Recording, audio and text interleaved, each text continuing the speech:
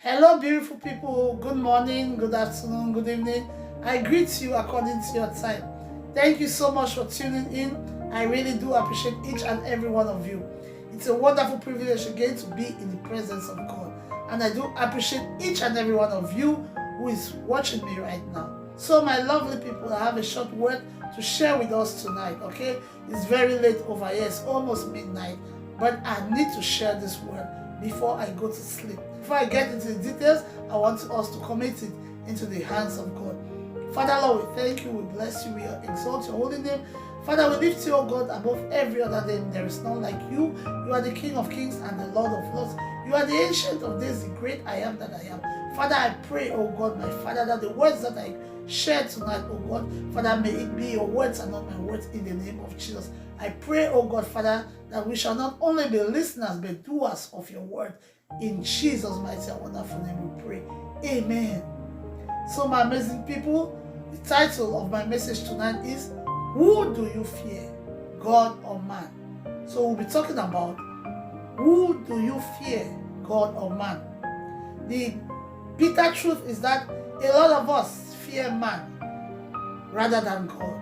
Okay? A lot of us are quick to do what man authorizes us to do.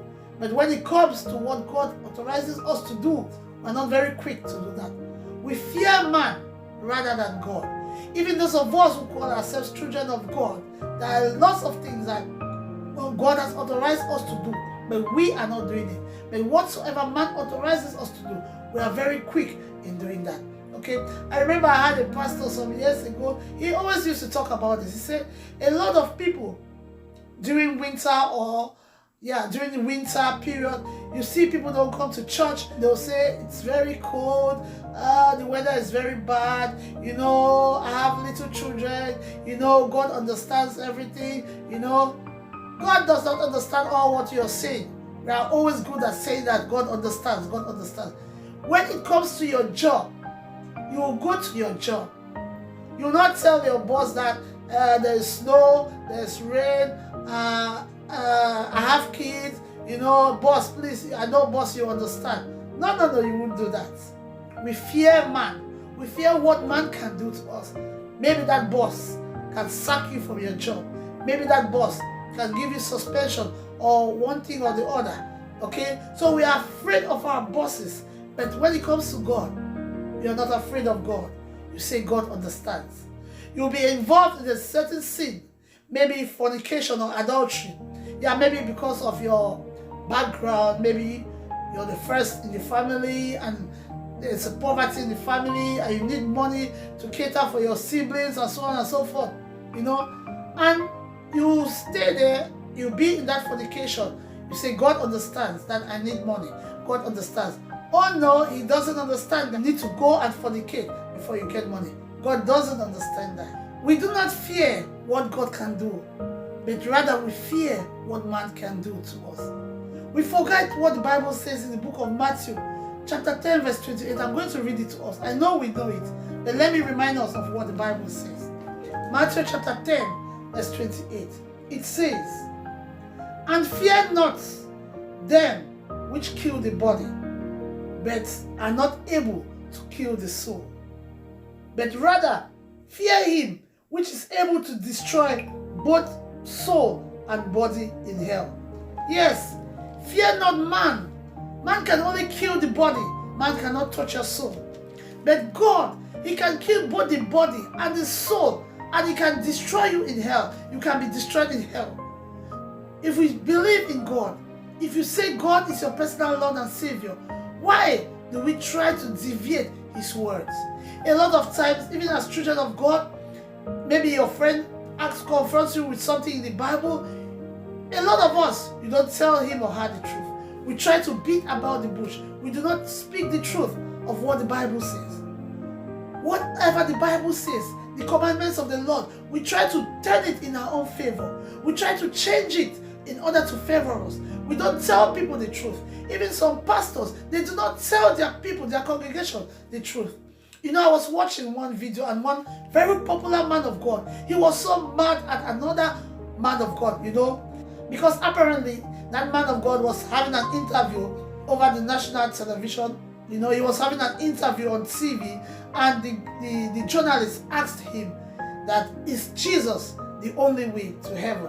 And do you know what that man said? A very popular, renowned man of God with a very big congregation. And the guy said, that's up to God. The journalist asked him, is Jesus the only way? Is Jesus the only way to heaven? And the pastor said, that is up to God. Why would a man of God say that? All of us know what the Bible says. Jesus says in the Bible that I am the way, the truth, and the life.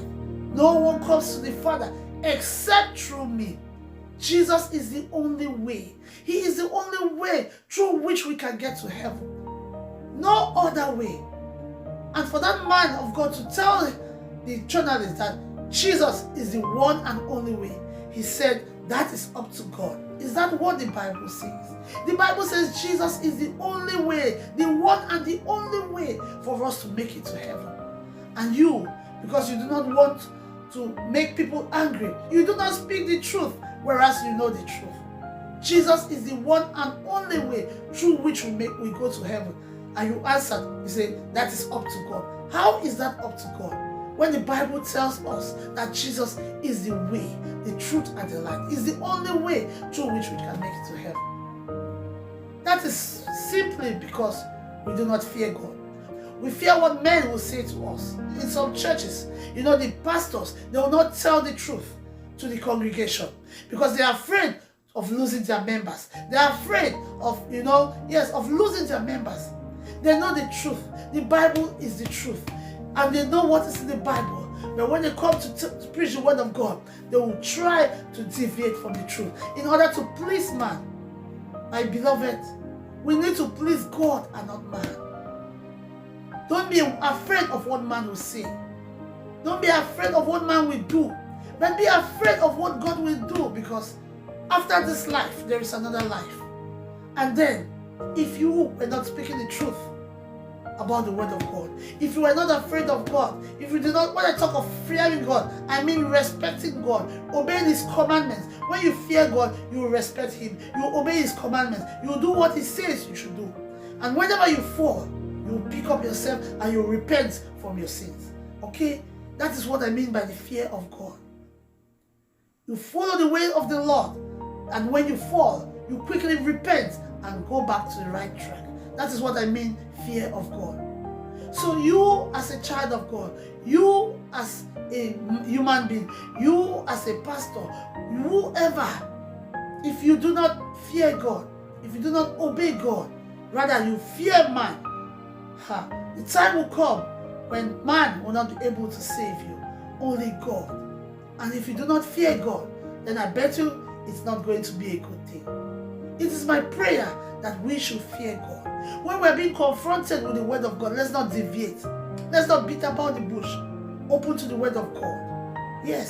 The Bible says all scriptures is given by inspiration of God and is profitable for doctrine, for reproach, for correction, for instruction in righteousness. So when we begin to deviate from the truth, how are we going to go on as children of God? The Bible is the truth, and we do not need to deviate from the word of God, because the Bible says, whosoever deviates from the gospel of God is accursed. Cursed be the man who deviates from the gospel of God, who is preaching heresies, who is preaching what is not in the word of God.